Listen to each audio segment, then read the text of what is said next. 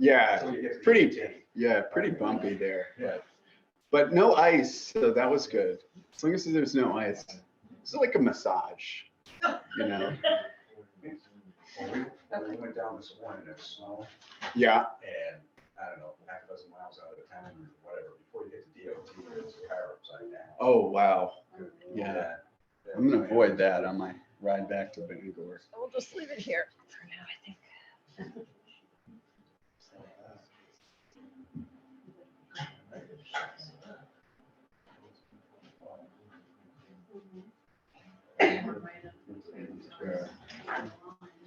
Joyce, how's it going? Good. That doesn't close, don't worry about it. Oh, okay. It's close though.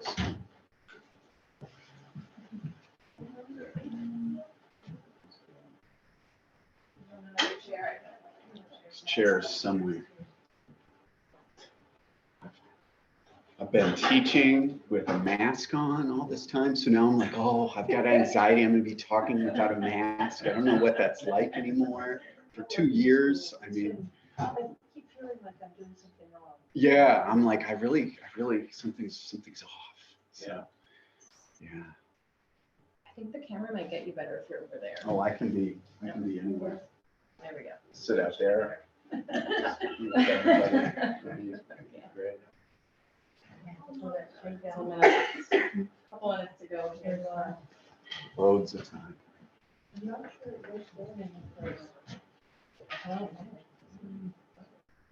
Does that shade over there go down any further, or is that? No, it's far down as they go.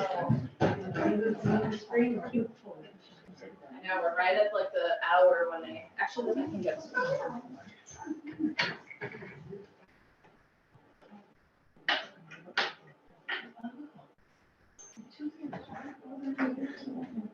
I don't know if that will help any, but It's that one. is it this one? That's as low as I can get it. Mm. Can we move the screen over? That'll take the focus off, right? How close are we? We got about 3 minutes. I can just 3 stand minutes right to go. here. Yeah. There you go, don't move. Yeah. Now I can't see. Oh, you liked me over there. Yeah, I could just go back and forth. It'd be fun for the camera to keep. I'll put an X. What's the tape? Piece of paper. There's something. I guess I could do that. Let's see. X. It's gonna keep moving, so keep moving that. Yeah. Eventually it will be below the house and tree lines. Yeah, by the time we're done. Okay. Yeah.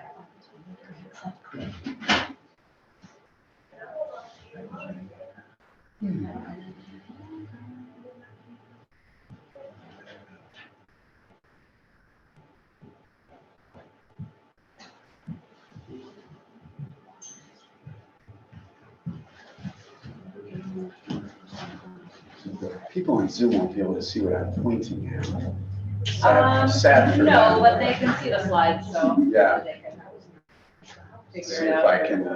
Where, it's like right there, good? Down. That's what I've learned is librarians solve problems. That's my whole job. Okay. Oh, now they got you.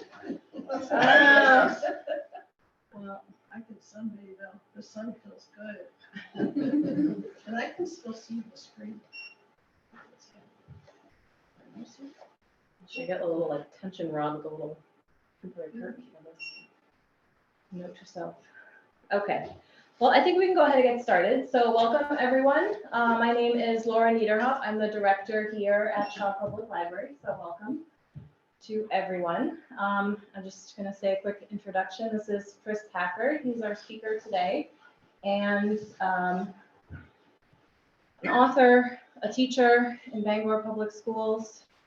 I will let you continue the introduction of yourself if you would like. Perfect. Yeah. Well, thanks everybody coming out and everybody on Zoom. Very excited to be up here. I feel like this is like kind of like where this book was kind of born. My family's been on Sebec Lake, just a stone's throw down the road, a little ways down the road, for a couple hundred years almost. And I had they're from a place called Packard's Camps, and that's a big part of actually why I started putting this book together. So I'll be sharing that. I've recently written this book, Mythical Creatures of Maine. It's published by Downey's Books, and it just came out September 1st. It's a field guide and an encyclopedia to the mythical creatures of Maine. And when I say mythical, what I mean is not fake. I don't mean that they're necessarily a lie or they're made up. We use that word that way. But what I mean is they're a very important cultural part of what we have, a way of telling stories. And it includes everything from things that people go out and report seeing today, all the way back to Wabanaki legends and all the things in between, some of the wild tales that the lumberjacks talked about, as well as things that my grandfather, who was a guide, would assure me were lurking in the woods. And so I'm going to tell you all about some of that. Now, right now, I'm going to tell you I have way more slides than we can actually get through in this time. So if I skip over some, that's why. And I'm happy to answer any questions. So a little bit about me and how I, a science teacher, came to write a book about mythical creatures. So I love to be outside. I think that's really important. If we're going to understand the creatures that people have been experiencing outside and telling stories about for decades, then one of the things that we have to do, of course, is be outside. We have to actually understand how they live. And so I paddled the Allagash. I love to go grouse hunting. It's one of my favorite things, or partridge, I guess I should say. And I'm an avid trail runner. So I spend a lot of time out in Elliottsville Township and Willimantic, where my family's from. That's where I do most of my hunting and a lot of my running when I'm up there at Sebec. And I logged about 600-700 miles on the trails last year running. I'm sort of a crazy runner. So we'll talk more about that. And I think just having that experience of being out there, and many people from this part of the state are, compared to maybe some of the more southern people, are a little bit more experienced with being outside and being a little bit familiar with that. So you probably know what I'm talking about. My academic training is I'm a botanist.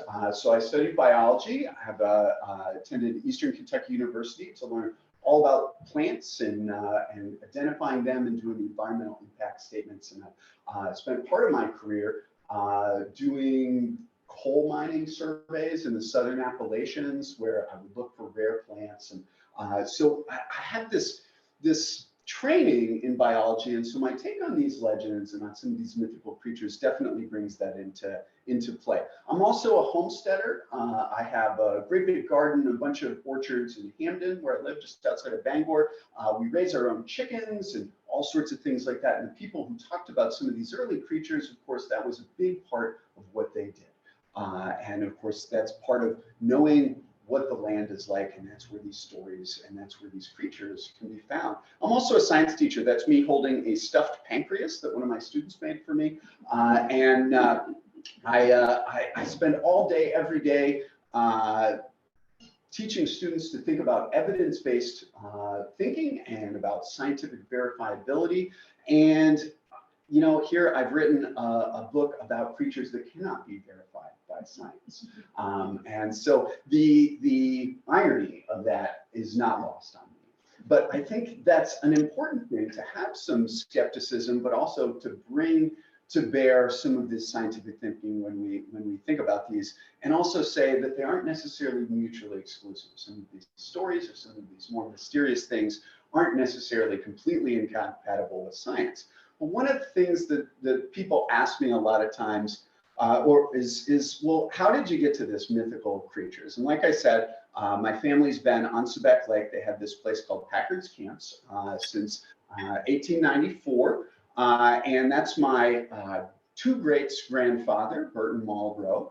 And he bought this place, worked at the Willimantic School Factory, which is now like another set of camps there on the western end of Sebec Lake. And he was also a logger, and he went out west for a while and drove stagecoaches in Minnesota. He had some shipping industry that he was doing, and his father, my three great-grandfather, was from Searsport and was a master shipbuilder and involved in the shipping industry. And so all of these things, I think, make it perfect for my family to have collected some of these stories about these mythical creatures. And some they knew about and some they didn't. And so my book kind of features some interesting quotes by my great-great-grandfather, but those quotes may or may not have actually been written down. And as we all know, some of the finest tales in Maine may get larger with the telling, and that's okay.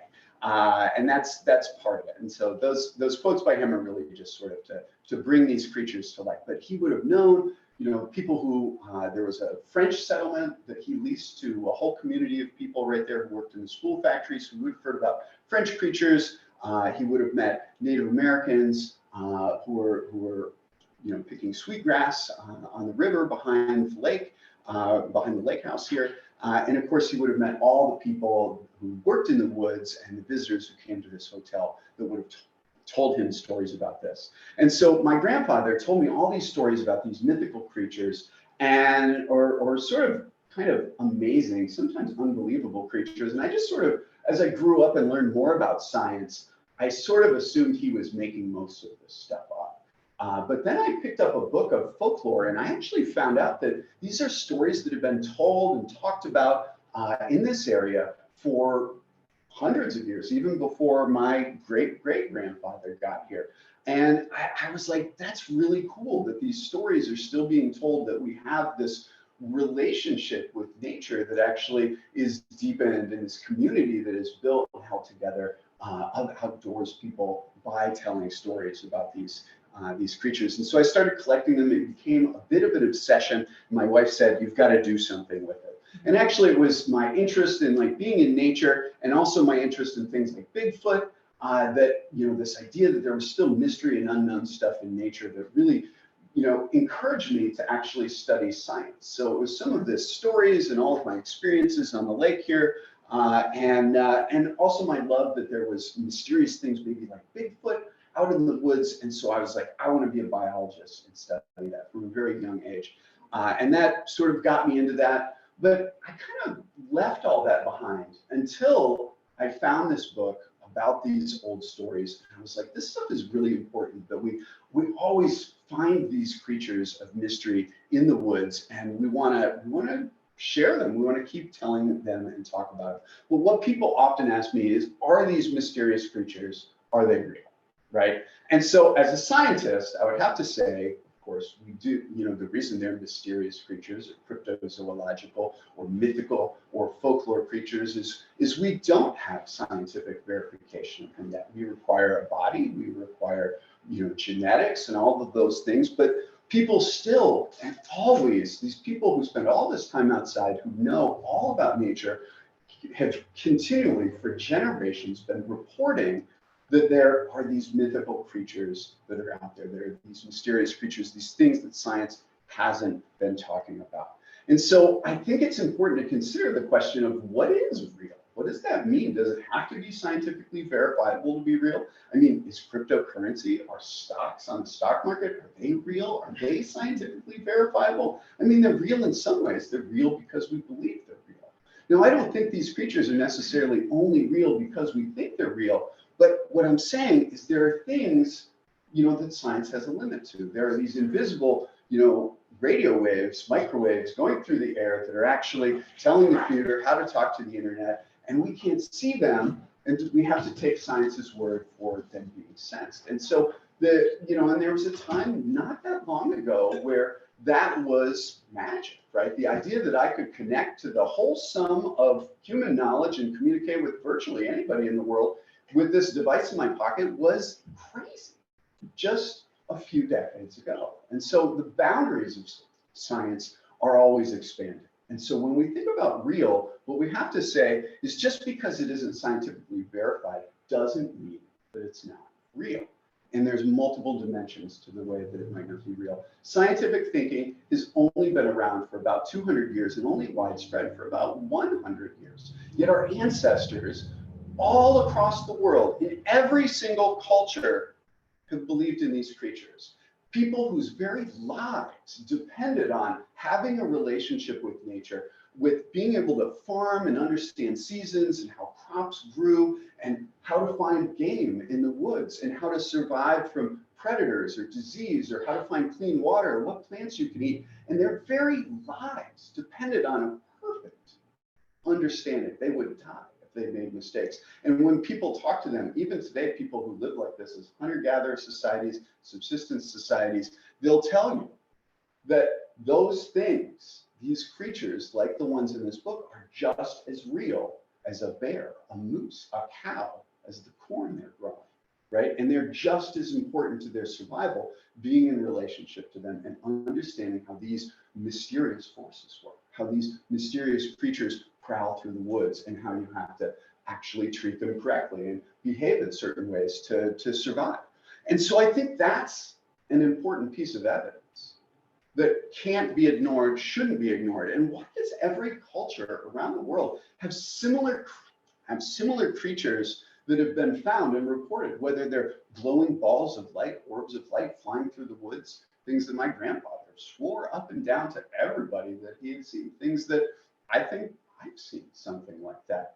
And people all across the world have these. The Native Americans, French people call them fée follet. And I'm probably butchering French pronunciations because there's so many silent letters, so forgive me. And of course, they're also called will-o'-the-wisp in Old English. And there's all sorts of beliefs about what they are, but they're things that people talk about, and they're things that are important, and there's ways that you behave when you see them, like don't follow them into the woods. Terrible things can happen.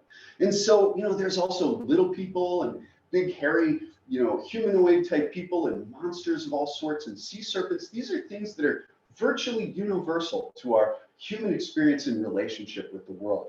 And that's important. How do you study something like that? How do you accumulate things like that? So in scientific thinking, I'm going to collect evidence. And so the evidence, of course, where most of this lies, that's verifiable, repeatable, collectible, put into the reference section to make it look like a reliable book. Of course, to make it be a reliable book is to collect cultural stories, the deep history, the stuff that isn't just facts and numbers, but is the actual stories in the living soul of these societies that have lived on the land, close to it, and still do. Like all of us have some relationship with nature. Maybe you've had a mysterious experience that you've had. And these, we call this experience and these stories that we tell each other, it's mostly oral. We call it folklore, right? Myths, legends, tall tales, fairy tales. And of course, they're not verifiable by science, but that doesn't mean they're not real. It doesn't mean they're not important. And it doesn't mean people didn't have these experiences, right? And so I collected tons of books. Not a lot of the books were from the library, but these are the books that I just had to have. And so all of this information is distilled down into my little book. And then this case is full of a whole bunch of articles and journals that I printed out and collected over the years. And there's over 200 references in my book. I think that's what it was.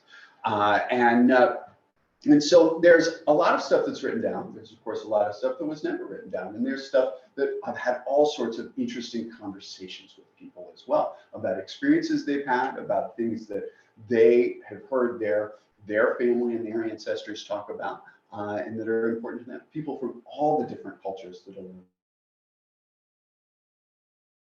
Maine. From the Wabanaki people who've called this state that we call Maine, this land here, home for, since the last ice age, all the way to the first European settlers, the French, and then the English, and of course, all the people who still live here today. And they carry these stories, at least to some extent, with them. One of the first creatures that I always like to talk about when we talk about this is a creature of the coast. And I'm going to go quickly over these guys because, we're not near the coast, but there's these undulating sea serpents in the North Atlantic here, from Boston or Cape Ann all the way up to Newfoundland, is the densest region of sea serpent sightings in the entire world.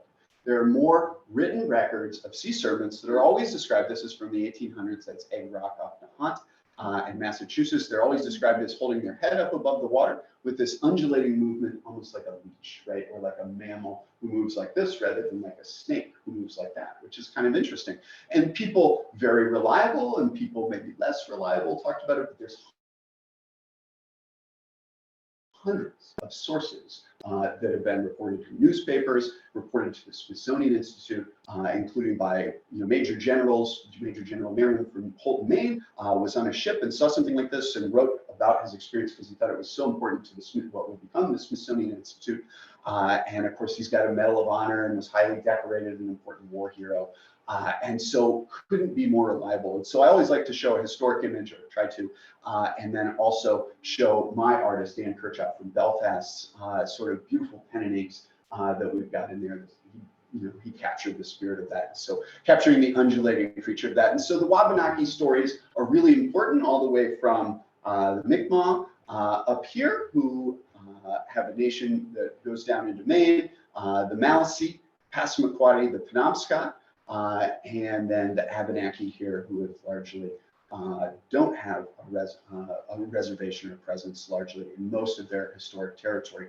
But these stories are recorded by anthropologists. Of course, these people are still here.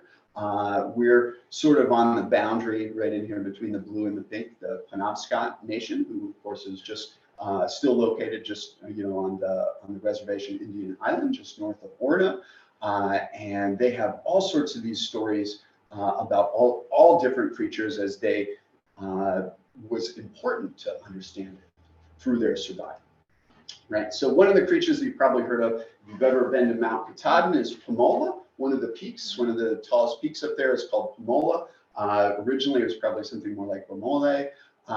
And this is a large winged creature. You may also know this sort of friendlier non-Wabanaki version, who was talked about by a guide who lived there at Chimney Pond for many, many years, even before it was a park named Leroy Dudley.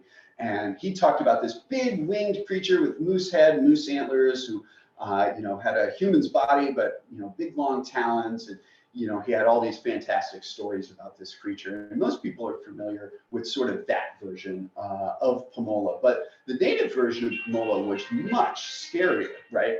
And so this is a book by an Abenaki author named Joseph Bruchac, and this is called Nightwings. And this is a very scary creature, but the only historic image of Pamula is actually this one. This is signed by Chief Orexis of the Penobscot Nation with the people of Orono in the treaty, and this was published in a book marking the centennial of that, but the document is much older. And most people look at this and they're like, what am I looking at? Like, how is this Pamula, right? And so you have to go back to that looks like a scribble if you don't know kind of what you're looking at. And so the early native descriptions of this creature, a creature that was like so scary that the Wabanaki people would not climb to the top of Mount Katahdin, which was a very important and sacred site for them, and still is today, of course.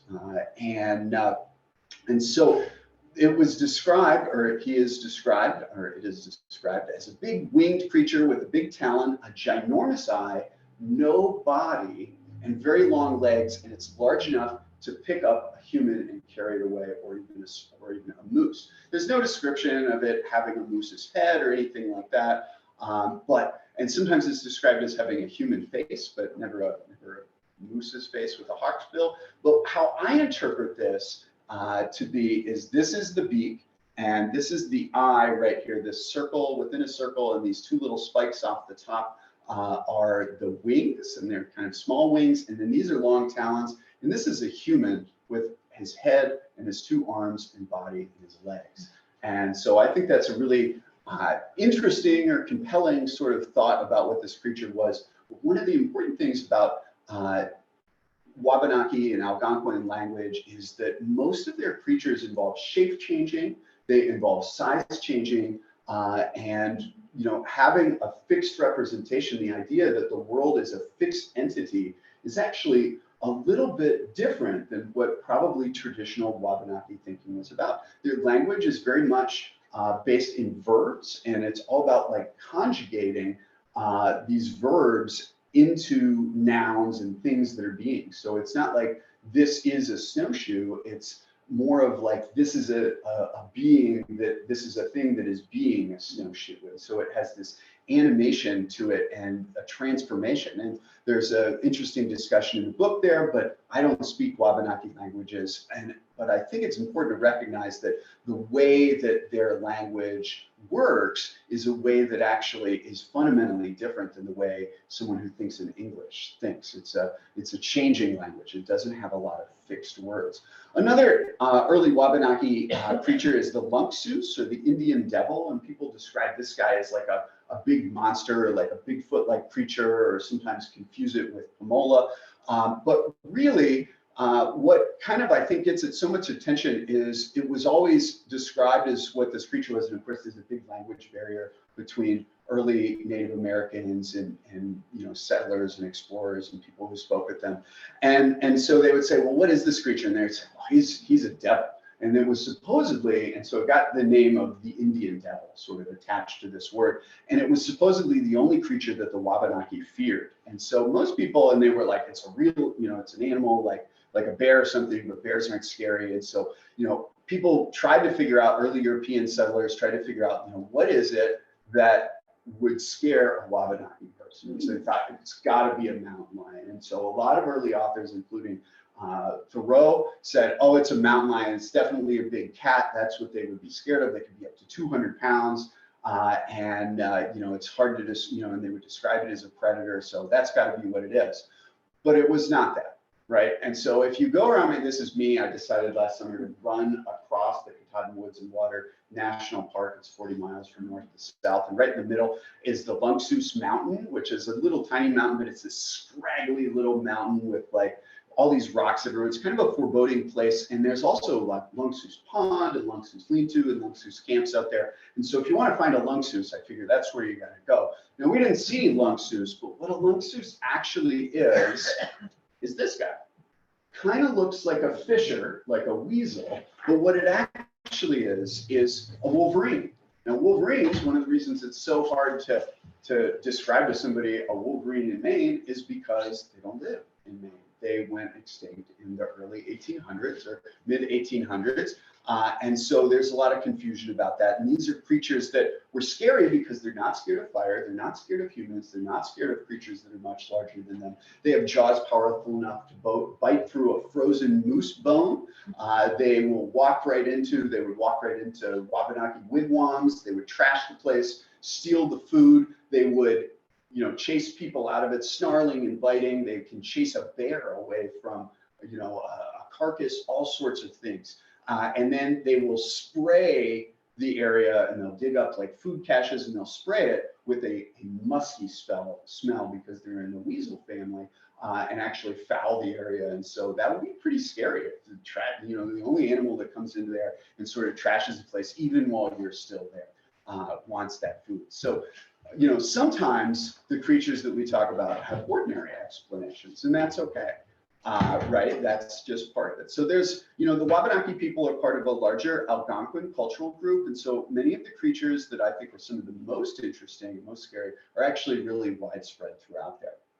Of course, there's a host of giants. There's some cool legends about Mount Kineo right there involving the magician giant known as Glooskap, who's a very important transformer creature in the spiritual life, or not creature, but individual, a giant, albeit, who is capable of changing size and changing shape and doing all sorts of magnificent things like many Wabanaki creatures. There's also all sorts of other types of giants that we'll talk about. We probably don't have time to talk about.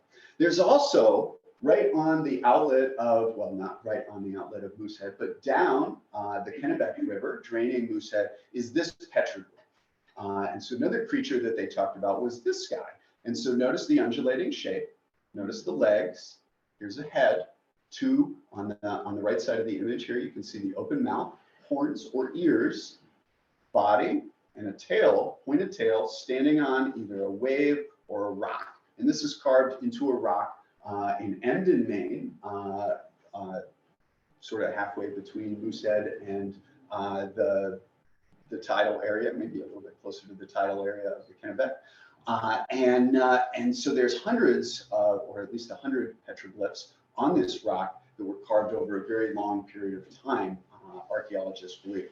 And so one of the creatures that they talked about was Kidziatosis, or great serpents that lived in lakes. And there have reportedly, though I've not been able to track down specific instances, there have reportedly been sightings of sea serpents or lake serpents, I suppose, on Moosehead Lake, as well as many other lakes, including Fourth Lake Machias, which has many historic descriptions of that. In the Wabanaki told story, anybody ever seen a lake serpent out there? It's certainly big. No, keep hoping. You know, that'd be interesting. And this is a beautiful Birchmark etching from the 1800s by a native individual from Thomas Joseph from the. My brain has stopped working, not the Penobscot, but the Passamaquoddy. And many beautiful images of traditional stories he depicted. And so this is my artist image. It's often described as having a dog's or a deer's head. And there's stories about lumberjacks being chased by these things, leaving tracks in the swamps, which maybe look a little bit like how beavers swim through, you know, wet areas and create little channels, but maybe those are sea serpents too. And there's some interesting stories about how sometimes people will be dragging, you know, they'll lay on the surface and sun themselves, and people will drag a canoe or a kayak or a boat or something over what they think is a log, and then it moves and it's actually a serpent. And so there's some really interesting legends about sea serpents. So watch out if you're ever, you know, in the backwaters there, and you never know what's down below you. It might not just be sunfish nibbling on your toes. Of course, this was something that, you know, I was always thinking about as a kid, with sea serpents, and that's mostly because my brother would torture me and tell me there were giant snapping turtles and sea serpents down there that were getting heavy. So indelibly burnt into my mind. Of course, there's lots of stories about mermaids as well. That's coastal stuff. When just in the interest of time, we're going to skip that. But all that stuff's in the book. Very interesting. There's a bunch of little people. All cultures around the world seem to have stories about little people. This is a really important one that's found throughout Maine and throughout all the Algonquin nations. Is the Mi'kmaq, and the ending S means like present, right? It means that it's here. They have conjugations that actually, you know, could mean like distant past or unsure, or that it's imminent. It's something that's around. And so that's actually an ending that means that. And so this is a thing that, you know, was very important. This was a being, a person, a little woods person that was very important not to make angry. And he's described by an early folklorist as sort of the puck of the forest. And so, you know, a lot of parallels between European little people and the trouble they would cause. Yeah, question? So it's kind of like a Pukwudgie? Yeah, it's probably, and the Pukwudgies are a creature that's really well known, a little person from Massachusetts, which is outside of Wabanaki area, but is still Algonquin territory. And there's a whole host of like little people. The Wabanaki people that I can find records of don't have something exactly like the Pukwudgies that are, you know, there's even like signs like beware of the Pukwudgies in state parks in Massachusetts, and, you know, it's in the Harry Potter books and all that stuff. And so these guys are not quite as well known, but probably much more widespread. And all sorts of really interesting stories about those. And that's another early Birchmark etching. And my artist has drawn them to look kind of like this, because they're often described as dressing in fabulous clothes. They can take any shape they want, and they would live near old trees that were considered to be always watching. So I guess that would be fabulous clothes. Looks like a little forest elf. This guy is really interesting. This is a creature, a little being, a type of people called the Managamasuk, UK or AK or something like that. That ending means plural. So Managamas, there's that ending again, ES as present. These guys are sort of the very common water people, and they're fairly friendly. They're like a water or river elf. They paddle around in stone canoes, and they have a very large nose that's very narrow. And so if they turn towards you, you almost can't see them if you're looking directly at them. They can dive underwater or sink their canoe at will to hide, and they would help the Wabanaki people quite a lot. And they don't like loud noises though. So if you want to find one, you have to sit on some secluded water bank, and they can paddle in any type of water, no matter how fast or how small, because they, like many Wabanaki creatures, can change shape or change size. And so you need to be in good relationship with them. And one of the most famous, of course, is the Wendigo. Often in popular media, Wendigo are described as these big, like ferocious, like deer-headed or deer skull-headed creature with like antlers. But really, it's this hairy, in traditional Wabanaki lore and Algonquin lore, it's a curse that one would get cursed with for doing something very bad, like cannibalism. And the Wendigo, sort of spirit would take over your body and turn you into this hairy, ferocious giant by this insatiable hunger. And the more you ate, the hungrier you would become. And they would become so hungry, they would like chew on their shoulders and eat their lips off. And there's all sorts of these tragic, horrible stories about them. But then there's also these beautiful stories about the redemption of them, where they would show up at a camp, and so that the people living there wouldn't be eaten. They would be like, "Oh, welcome, grandfather! It's been so long since I've seen you." And they would welcome them in and treat them nicely, and they would have to resist the urge to eat these people. And there's some really touching stories about it. But mostly they would just wander around and eat people with their endless hunger, and they would even hunt each other. And so this was considered one of a fate almost worse than death. They're said to have a heart of ice. They're a creature of wind and snow, so this is the time of year for them, the only time you would see them. And if you were to kill one, you had to like burn their whole body and melt their heart in order to make sure that they didn't regenerate. Now, that's not something that I would want to meet. It's probably more scary than what we often see in the popular media about these guys. Now, the first Europeans to come into this area were the French Acadians, and later were the Quebecois, and they had some interesting creatures as well, or have some interesting creatures as well, the loup-garou and the lutin.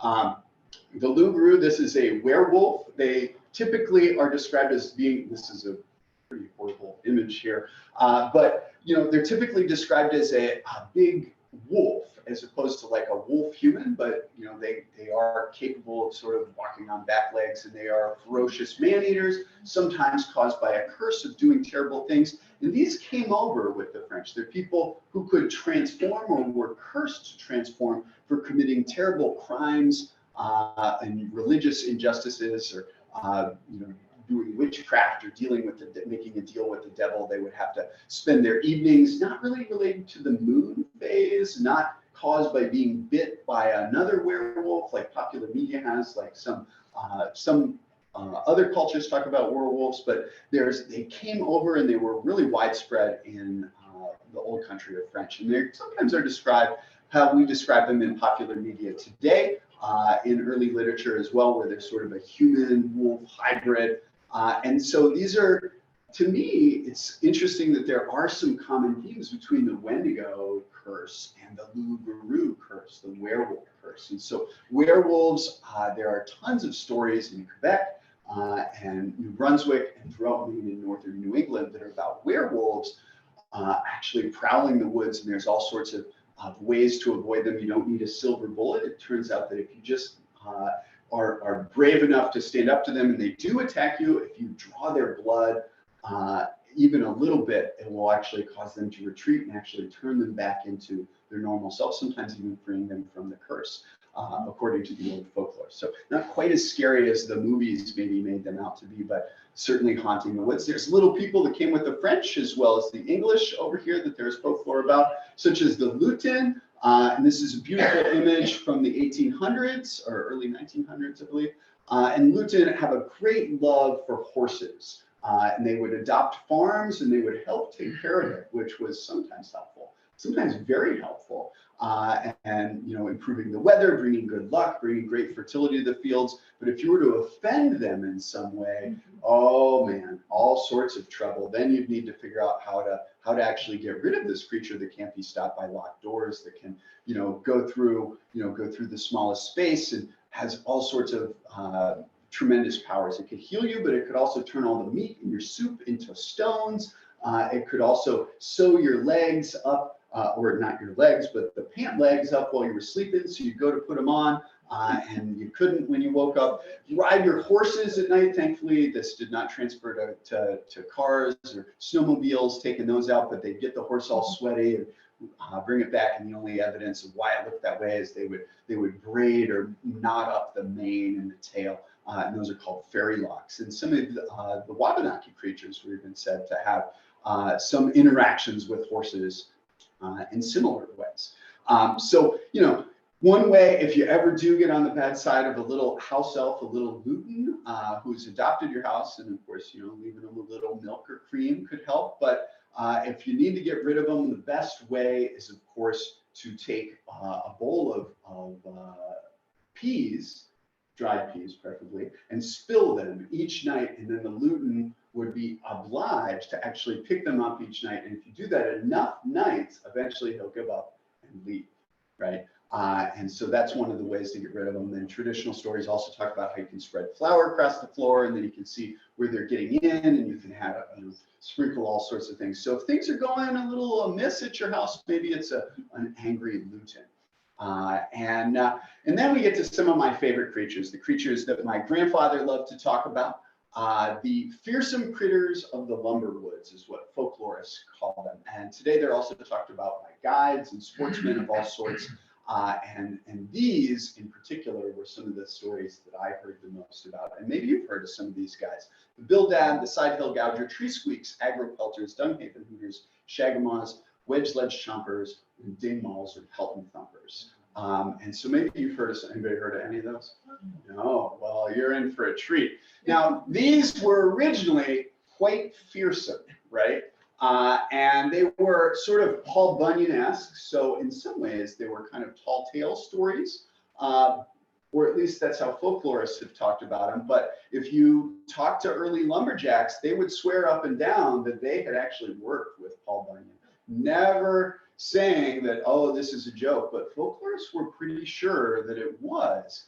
But, you know, sometimes we like to attribute the amazing, we like to explain it away. And the easiest way to explain something away is to say, oh, that couldn't possibly be real, right? Like, and we'll go to amazing lengths in our mind to forget or explain away unusual experiences. They'll almost fade like a dream.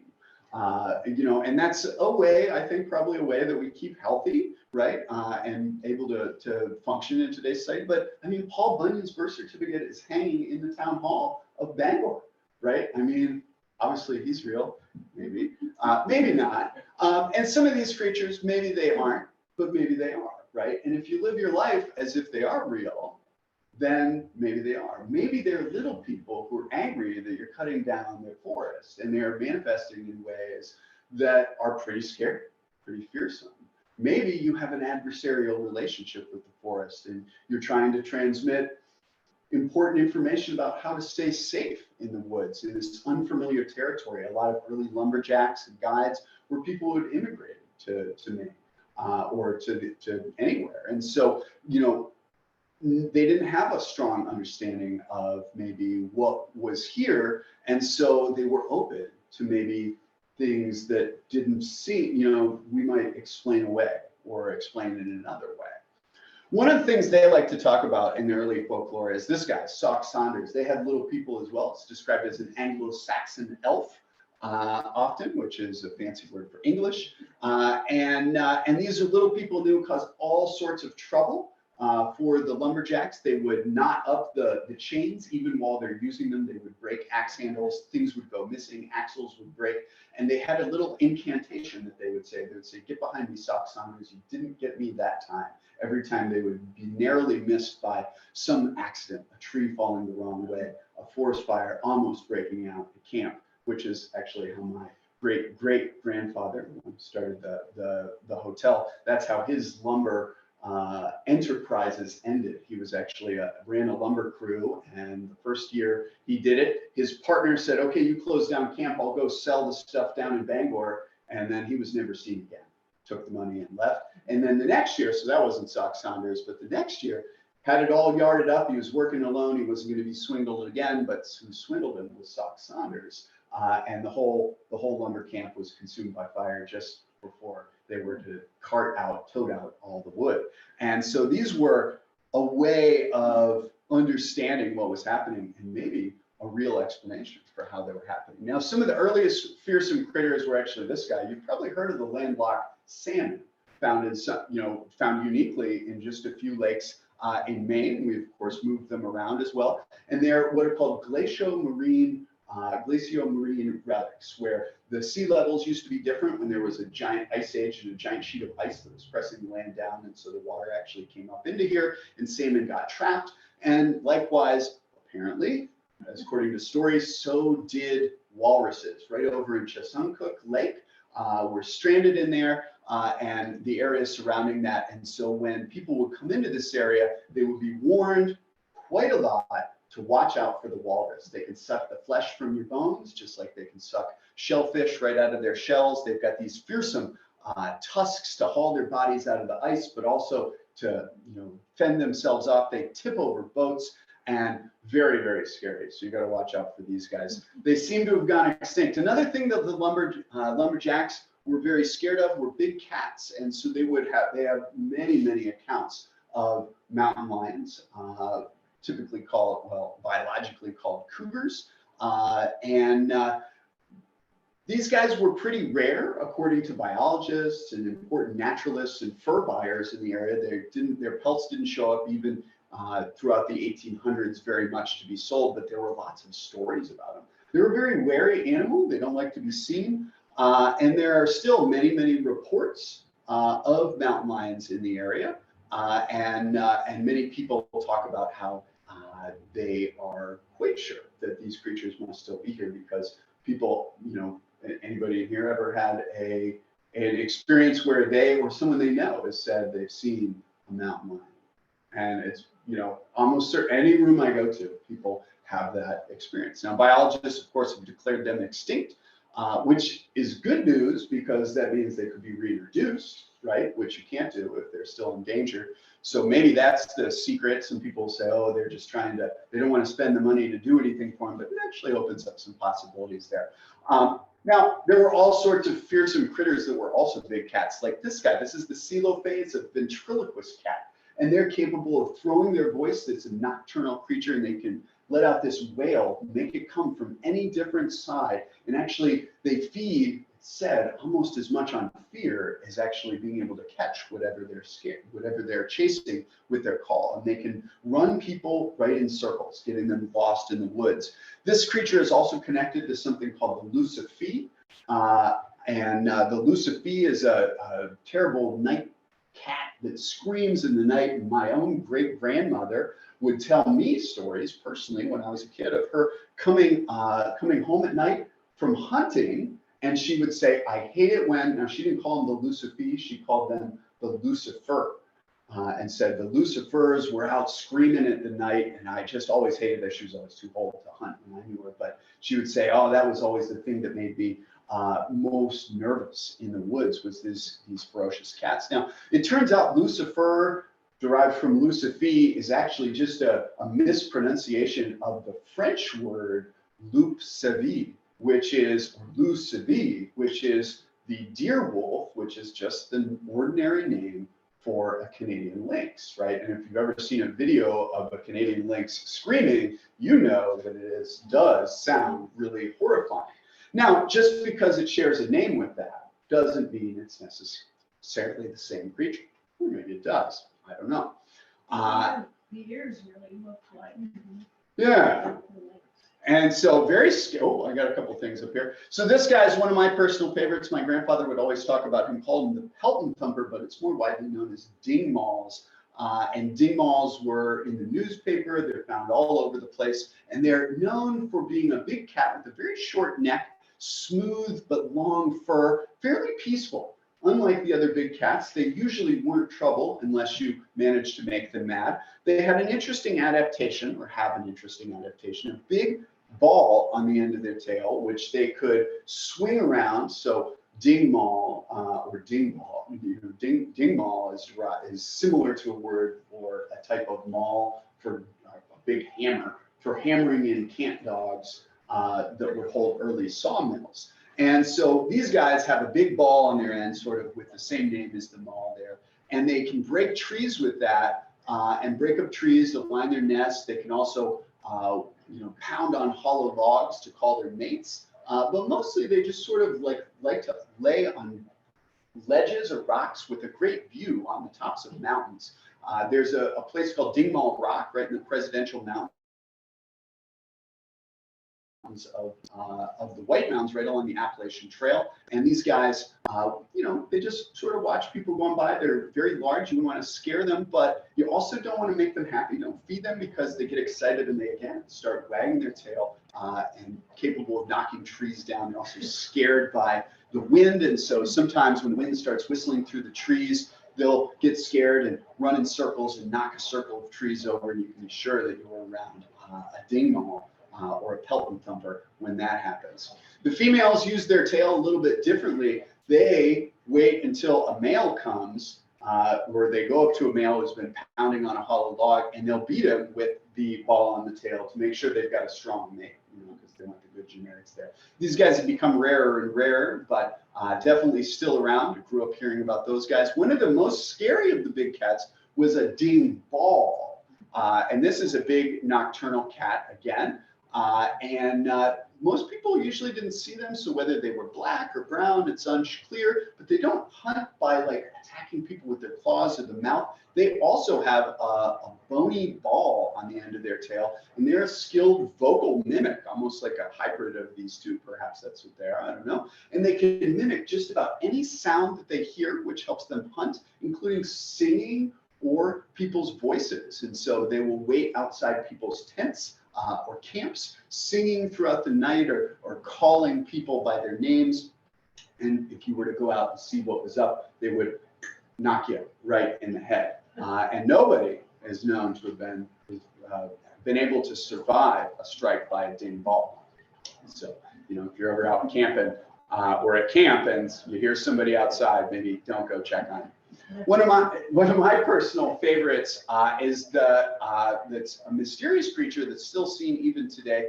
Also, is the Specter Moose. This guy goes back to the 1800s when a famous guide from Lobster Lake, whose last name, his first name, is Dudley, cited this guy. It was reported in the New York Times, and then that spurred off many, many other sightings of this giant white pale moose, not an albino, not with red eyes, but 13 to 15 feet tall at the shoulder, which is an absurd height for a moose, which is large enough as is. Apparently, they could be a little angry. They're sometimes even found with other moose, and they would chase off hunters. You could shoot at them, but never hit them. But you wouldn't want to catch them. They would chase people into trees and scare them right away. And they would sometimes, if you were tracking them, they would just disappear. And this is one of the most well-known sort of creatures from the area, but even now, between Moosehead Lake right here, all the way over to Baxter State Park, there's sightings still. Now, some people say, well, the size is maybe an exaggeration, maybe a little bit of a fishtail. Maybe it's not an albino moose, but maybe it's the rare piebald moose, which is a real color form of the moose that people are seeing, and they just get excited and think, oh, that's what it is, and assume that what it is. But lots and lots of sightings, not hundreds, but dozens of sightings reported in newspapers, which are, back in the 1800s were known for their high reliability, I'm sure. And lots of guide tales about that. And they could also be seeing things like this, which is a sadder story, the ghost moose that we have today, which is a coloration that's not caused by genetics, but instead by heavy infection by winter ticks. And these moose lose so much blood, they die in the winter, they get anemia, they have to rub against trees to get some of these guys off. And that causes their guard hairs to, change color and be lost, and they get that coloration. So you might actually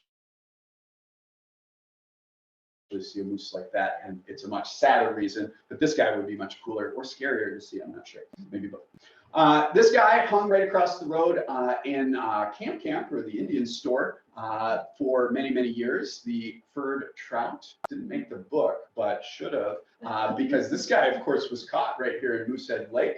And these guys are known from Montana all the way to Iceland, and of course, right here in Moosehead, where they have to grow a really thick coat. Some people say just in the winter, and to stay warm and keep from freezing out there. In Montana, there's stories that it's so cold in these glacial fed pools that when they catch these, they actually have thermal expansion, and they actually expand so much that they explode and their fur pops right off when they come out. So pretty scary. In Maine, there's an old story where you could actually take these guys and you can cook them, but you do it by turning them inside out, and then their fur will peel off. So you got them just like a normal fish, and then you snap them back like this and roast them, and that causes their meat to separate from their fur, and you get some nice warm fur slippers to put on.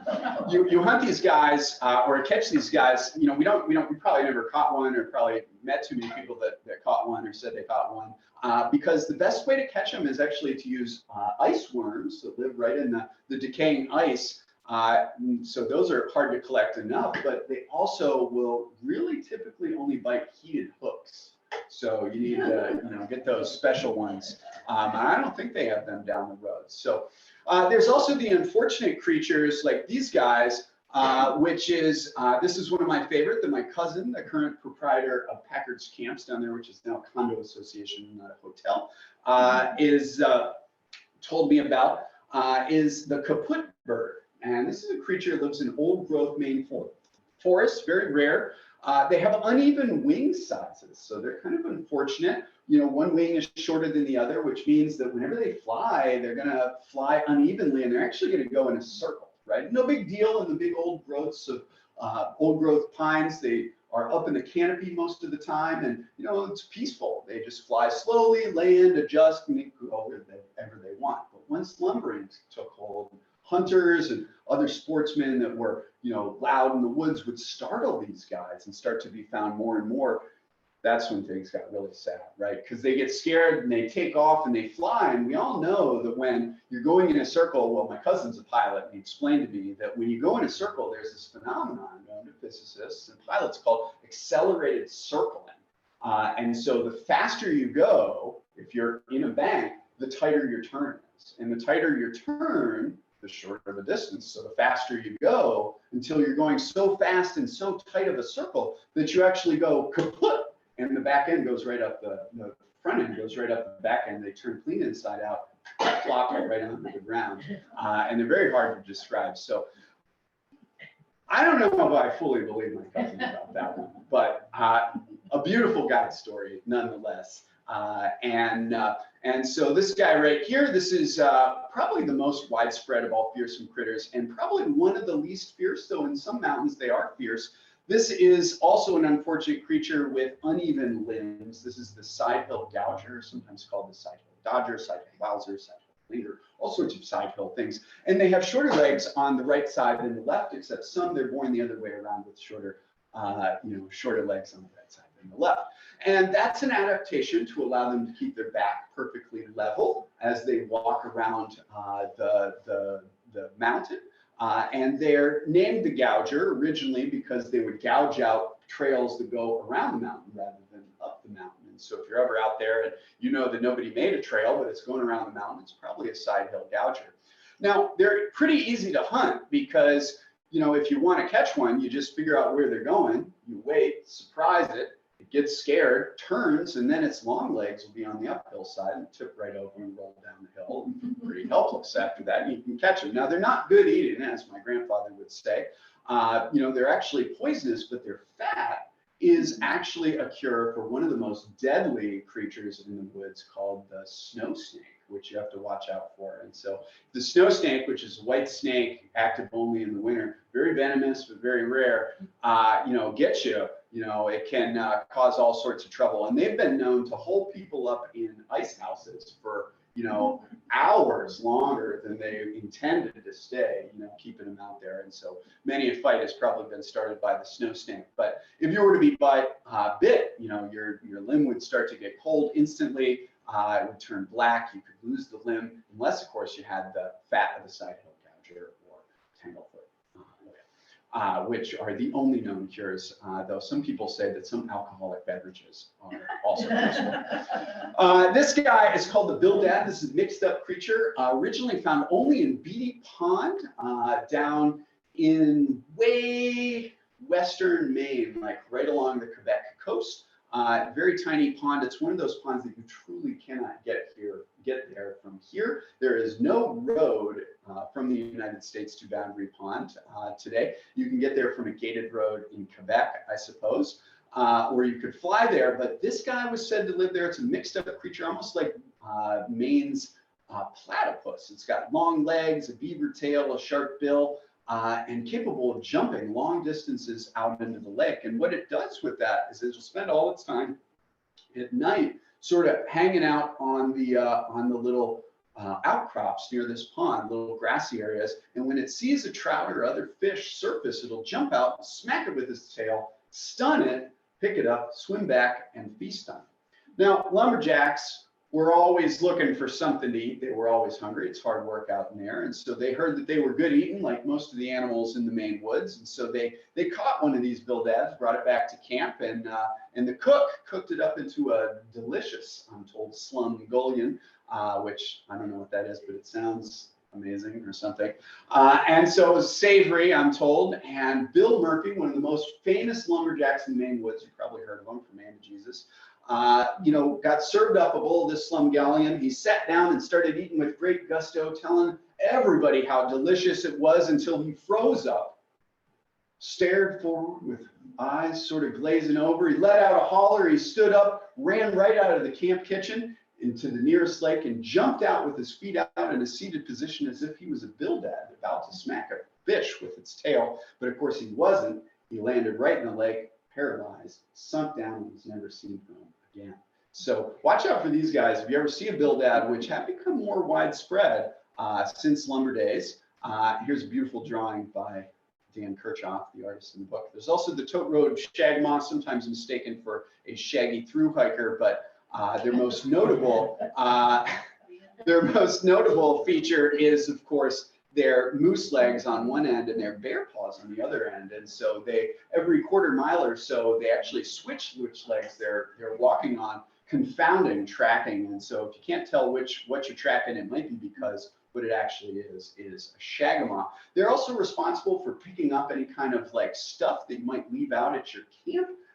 And they do all sorts of strange things with it, including dress themselves, but also I'm told they like to chew on it. And so, you know, further making them look like a through hiker. These guys were originally very imitative. They would fall along town lines, and surveyors, their stride was exactly 1 yard long. And they would stop and do, I'm told, reverential gestures at every witness tree and town corner.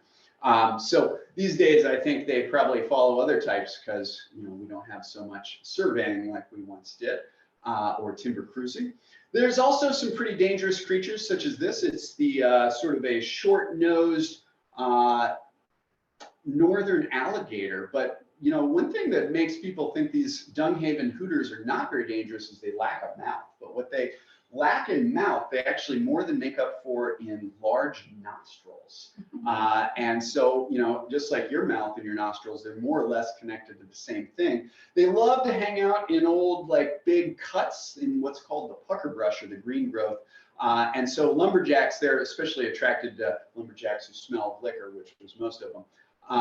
Wandering through this pucker brush, especially if it was wet, you know, the type of green growth and prickly stuff, you can't even see the ground where the stumps are. And you're equally likely to trip on a stump as get knocked over by the thick tail of the Dunghaven hooter. And these guys will then, once they knock you over, you don't even realize what's happening, and they'll pound you into a vaporous, bloody pulp, leaving only your boots and a stain, and then turn around and sniff you right up through their nose, devouring you. They have to constantly keep their nose clean, and so they'll make a whooping noise in these brush. And so if you ever hear a whooping bush or area of these clear cuts. You want to steer clear of that. One of my favorite fearsome critters is, of course, one that has not become rarer in recent days and is also quite deadly. It's called hide behind. And this is a creature that is very scary. If you've ever had the sense that something is following you at night, it's probably the hide behind. You look behind you, but he's very quick.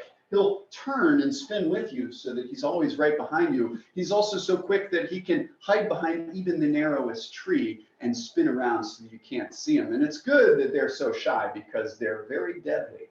And one of the things that's scary about them is they don't need natural areas to live in. They're equally likely to be found in the back seat of your car or the hatchback of your Subaru. So, you know, if you get a sense somebody's back there, it might be one of these guys. Now, you might be thinking these guys are ridiculous. They're absurd. How could they possibly be real? I've never even heard of some of these guys. But then you've got something like this. You know, it's a cross between a bear and a pig and a monkey. It's got spines on its back. It's not scared of people. It just lumbers away. It'll eat your boots if you leave them out, chew on the bottom of your shed, cause all sorts of trouble. You know, some people say they're capable of shooting their quills and can shoot them several feet. Other people say that's not true. If you were to get a quill in you, it could be very scary because they're said to work their way deep inside of you because of the way they're barbed. And so you got to get them out right away. And if you pull them out, you got to be careful of breaking the tip because it's said that the quills will actually inflate when they release from this guy ever so slightly, making them even more brittle. But several of the things I just said are false, right? And some of them are true, but they're all things that people have told me quite recently. I have a jackalope, which is completely, you know, is made up. I purchased it, right? I know that there's foam underneath it, and it's hanging in my science classroom. I teach biology, and every year people come in and they're like, "Oh yeah, I've heard of those, but I've never seen one. That's so cool. Did you shoot that, Mr. Packard?" And I'm like, yeah. So, you know, we have these creatures, we have this sense that everybody knows what's out there, but maybe nobody knows what's out there. Maybe there's other ways of looking at things. If nothing else, these are stories that bring us together as a community. They carry important warning information about the dangers of the Maine woods. They connect us to the land. They allow us to have a relationship with the land and with each other. Right? These are some of the things that actually drew me into the woods, the familiar faces that I would see. So it's not just the Bigfoots that we see reported so much that we see on TV. It's not the mysterious dogmen or you know, big black dogs that are appearing in Turner, Maine, that are the cryptozoological creatures that I think are important that might be real. Maybe our understanding of science, maybe our idea that only things proved by science are real, maybe that's the boundary. Maybe that's the mystery that we have yet to discover. Maybe it's a boundary between what science can actually understand and the idea that the world is fixed and that everything can be understood only by observation is a pretty new idea. Our ancestors of everybody in the world, all across the world, have told about these mysterious creatures and that it was really important to understand how they live and to be in a correct relationship with them, knowing how to act around them, how to treat them, how to respect nature. And that's really important, right? No matter how you want to look at it, just a story, or that there's something more out there, something that science may find someday, maybe it won't. Maybe there are things that are permanently beyond it. So whatever, these are the modern creatures. Over 50% of the people in this country believe that ghosts are real, unequivocally, right? And so, you know, even though we live in a very scientific nation, we don't tend to talk about little people and monsters so much, or do we, right? Maybe we just call them Bigfoot, Turner Beast, cryptids, UFOs, aliens, ghosts, things like that. Maybe they're the same thing. Maybe we just understand them differently, and so we see them differently. Little people sightings, little fairy sightings started to decline in abductions when UFO and alien sightings started to increase. Coincidence? Maybe, maybe not. There's all sorts of stuff about this. I'm always continuing to explore new folklore or new old folklore, new to us folklore, and current mysteries in the world. Find me on Facebook, Instagram. I have a website with a blog, put stuff up there fairly frequently. And of course, I've got a book that's for sale by Down East Books, and it's got all these creatures and so many more out there. And I do have some for sale if you wanted to buy some today, but they're available wherever books are sold and at awesome places like we're at right now called a library, where you can check them out for free, because knowledge and stories and culture, they belong to everybody. Unfortunately, you have to sell books, but you can also borrow books, which is a great thing to do, and I encourage you to do it. So tell your story, believe your friends, pass those stories on, and that's important. Anybody got any questions? Yeah. This is maybe not a question. When our kids were in high school, they went to Central Stick in Marsville, and the athletic mascot there is the panther. Yeah.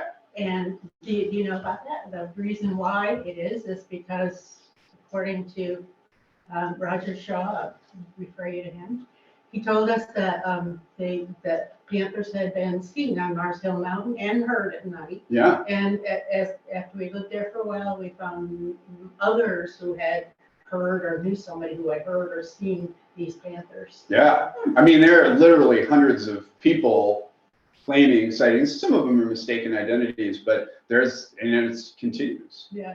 So yeah, and I mean, a mountain lion, a panther, was actually killed in Connecticut just a few years ago on the highway.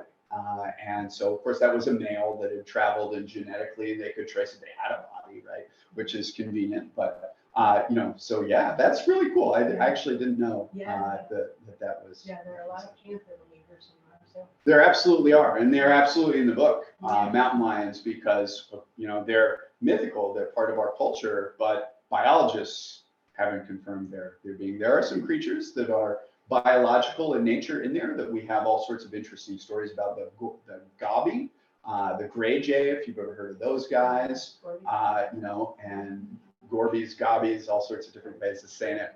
Gorby is how it's usually spelled.